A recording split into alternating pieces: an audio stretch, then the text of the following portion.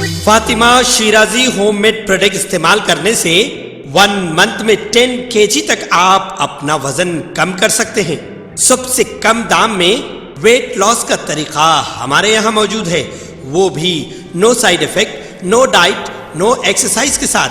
आज ही कांटेक्ट करें Fatima Shirazi homemade product से और अपने आप को खूबसूरत बनाएं।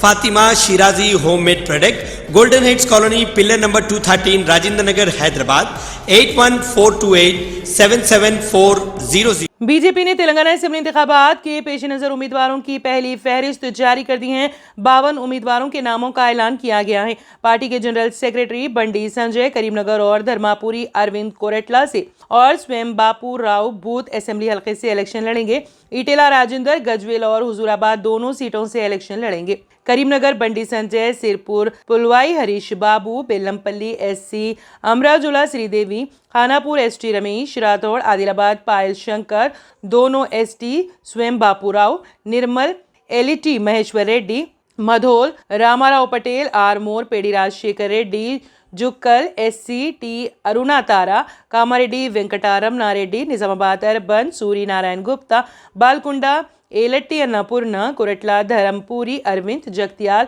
Bogus Ravani, Dharmapuri S Kumar Ramagundam, Kundavala Sandhirani, Choppapundi SC Bodiga Shobha, सिरसेल्ला Rani Rudramma Reddy, मनाकंडू SC are पल्ली मोहन, हुजूराबाद इटेला राजेंद्र, नरसापुर मुरली यादव, पटनचेरू नंदेश्वर गौड़, दोबाग रघुनंदन राव, चारमीनार मेघा रानी, Chandrayaan Gutta, Satyanarayana Mudiraj, Yakutpura Virendra Yadav, Bahadurpura Naresh Kumar, Kalwakurthy Telluju Achari, Kolhapur A Sudhakar Rao, Nagarjuna Sagar Kankala Navidita Reddy, Suryapet Venkateshwar Rao, Bhuvangir Guddu Narayan Reddy, Jangaon Arutla Dishtam Reddy, station Ghanpur SC doctor Gunde Vijay Rama Rao मुकाबला करने वाले हैं।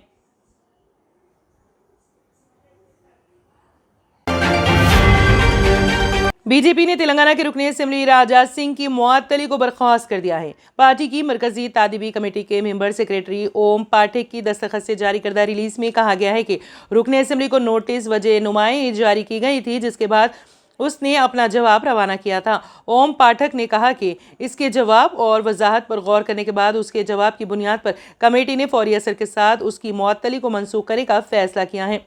वाज़ेह है कि राजा सिंह ने गुज़िश्ता साल रसूल अल्लाह सल्लल्लाहु अलैहि वसल्लम की शान में गुस्ताखी की थी, जिसके खिलाफ मुल्क भर में मुजाहरे किए गए, जिस पर पार्टी ने उसे मुअत्तल कर दिया था। लेकिन उनकी मुअत्तली को मंसूखी एक ऐसे वक्त ख़त्म हो रही है जब तेलंगाना असेंबली के इंतखाबात होने वाले हैं।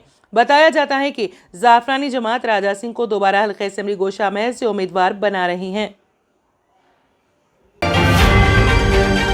हैदराबाद के बोयिनपल्ली पुलिस ने आज सिकंदराबाद इलाके के एक मंदिर में वोटरों को मुतासर करने के लिए मुबैना तौर पर रकम तकसीम करने के इल्जाम में एक बीआरएस कारकुन को गिरफ्तार कर लिया है। सिकंदराबाद कंटोनमेंट इलाके में राय दहिंदों के दरमियान रकम की तकसीम के बारे में मखसूस इत्तला मिलने पर असिस्टेंट इंजीनियर की क़यादत में एक टीम पहुंची। फ्लाइंग स्क्वाड टीम 5 में एग्जीक्यूटिव मजिस्ट्रेट के तौर पर तैनात सिकंदराबाद बोयिनपल्ली पुलिस स्टेशन के सब इंस्पेक्टर नागेंद्र बाबू के साथ ताड़बन हनुमान मंदिर पहुंचे और एक भास्कर रेड्डी को गिरफ्तार कर लिया। मुलजिम की शिनाख्त बीआरएस कारकुन और न्यू बोयिनपल्ली के रहने वाले के तौर पर की गई हैं।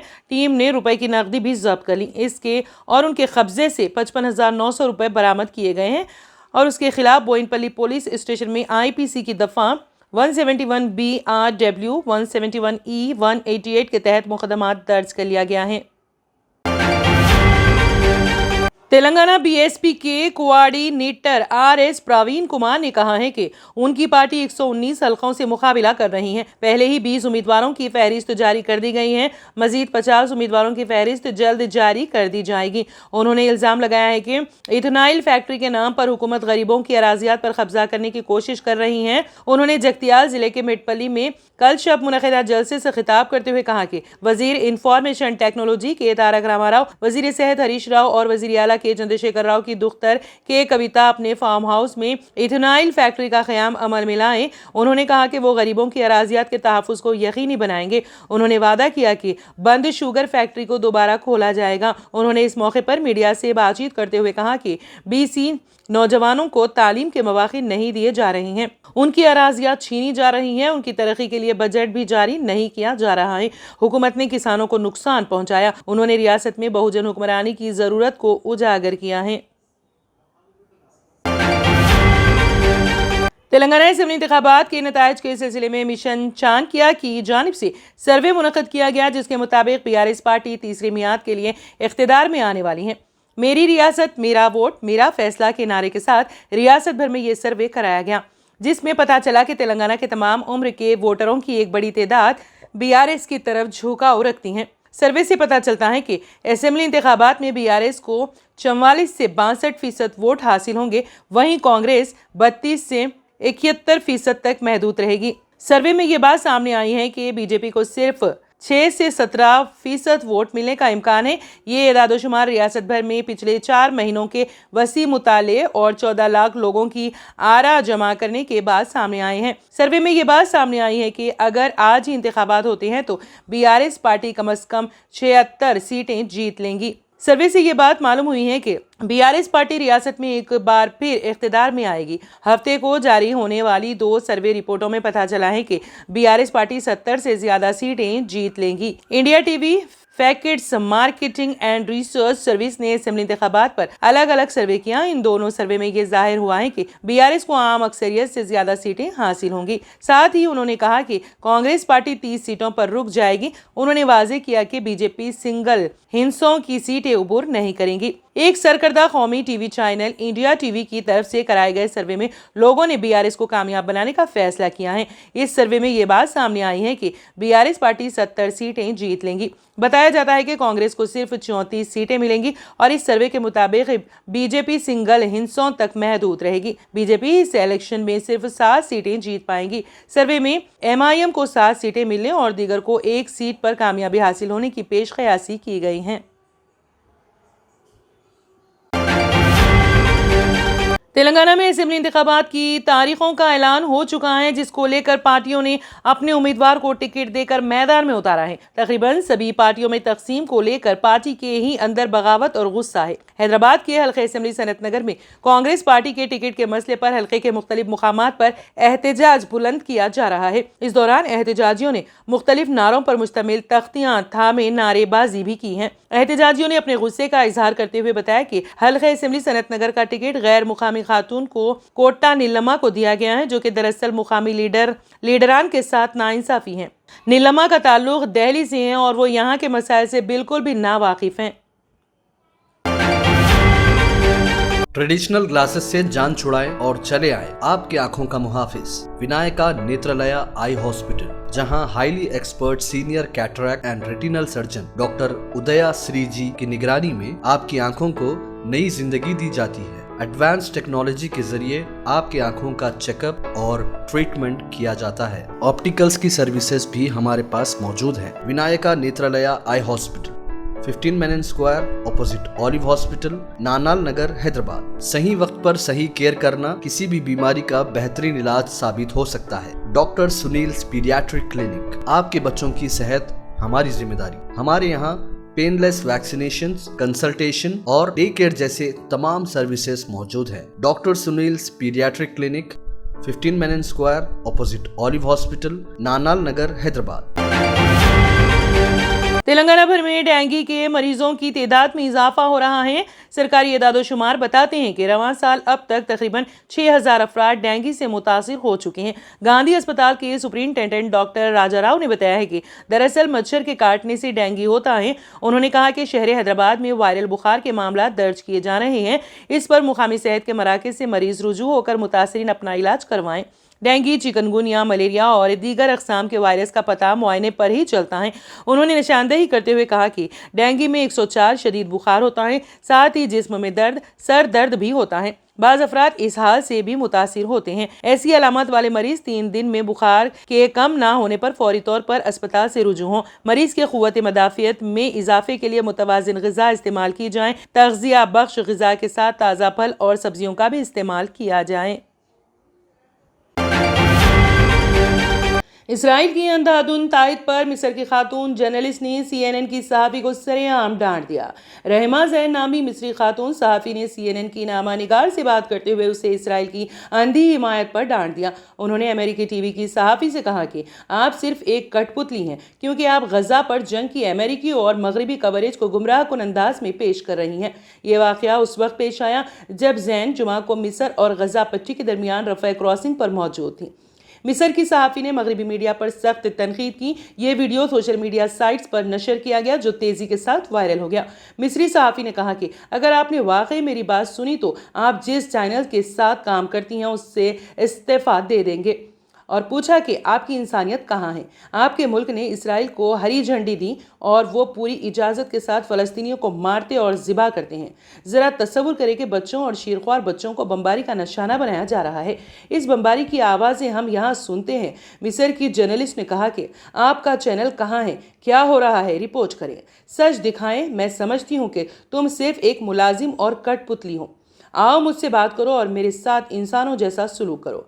मैं समझती हूँ कि तुम्हारी अपनी खारिजा पॉलिसी है और जान लो कि आप अपनी हुकूमत की तरफ से बोल रहे हैं। मिस्र के सहाफ़ी ने मज़ीद कहा कि आप हक़ाइक़ को तब्दील करने की कोशिश कर रहे हैं क्योंकि आप इनके मुमालिक हैं। जो कुछ हो रहा है इसकी दास्तान आपके पास है। आप अक़वाम मुत्तहिदा और हॉलीवुड को कंट्रोल करते हैं, फिल्म इंडस्ट्री और मीडिया को, लेकिन हमारी आवाज़ें कहाँ हैं? हमारी आवाज़ें सुनी जानी चाहिए। बारज़ा CNN की नामा निगार क्लोरेसा ने अपने चैनल के साथ रास्त नशरियात में कहा कि उन्होंने रफ़ा क्रॉसिंग के सामने लोगों से बात की। उन्होंने मज़ीद कहा कि उनका गुस्सा न सिर्फ इसराइल बल्कि अमेरिका और मगरबी मीडिया पर भी है। इसराइली फौज ने हफ्ते की शाम ऐलान कर दिया है कि वो हमास के ज़ेर कंट्रोल गजा की पट्टी पर अपने हमले के अगले मरहले की तैयारी के लिए गजा पर अपने हमलों को तेज करने जा रही हैं।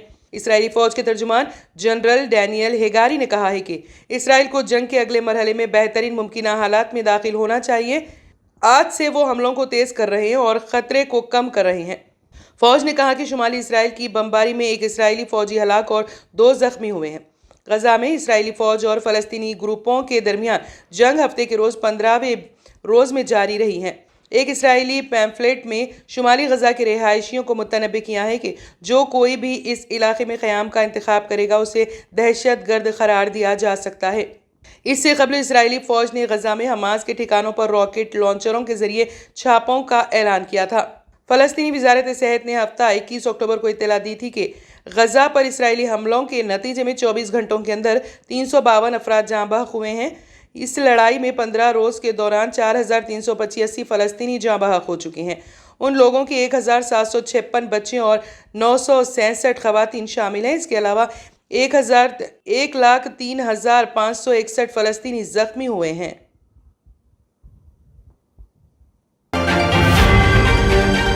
Germanten super speciality hospital, doctor Mir Jawad Zar Khan, senior experienced orthopaedic surgeon, bone fracture, joint replacement, hip replacement और स्पाइन सर्जरी कामयाबी से अंजाम दे रहे हैं। इसके अलावा neuro surgery, cardiology, gynaecology, dental, general medicine, dialysis और फिजियोथेरेपी जैसे शोबाजात में इंतहाई कामयाबी के साथ वाजिबी फीस में इलाज किया जा रहा है। शेयरिंग और प्राइवेट रूम्स, अस्पताल में 24 घंटे MRI, CT scan, 2D digital X-ray, ultrasound, operation theatre, ICU और लैब की सहूलत दस्तयाब है। आपकी उम्मीदों के ऐन मुताबिक Germanten super speciality hospital, pillar number 150, Attapur, Hyderabad.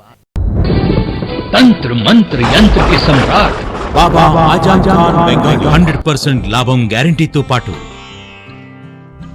కొన్ని కారణాల వల్ల మా వారి కంపెనీ బంద్ అయింది. పిల్లల స్కూలు, ఇంటి ఖర్చులు ఏం చెయ్యాలో అర్థం కాలేదు.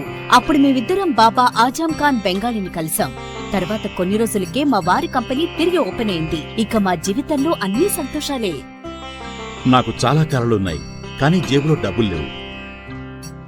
ఇంజనీరింగ్ చదివాను, కానీ జాబ్ లేదు. ఆ సమయంలో నాకేం చేయాలో అర్థం కాలేదు.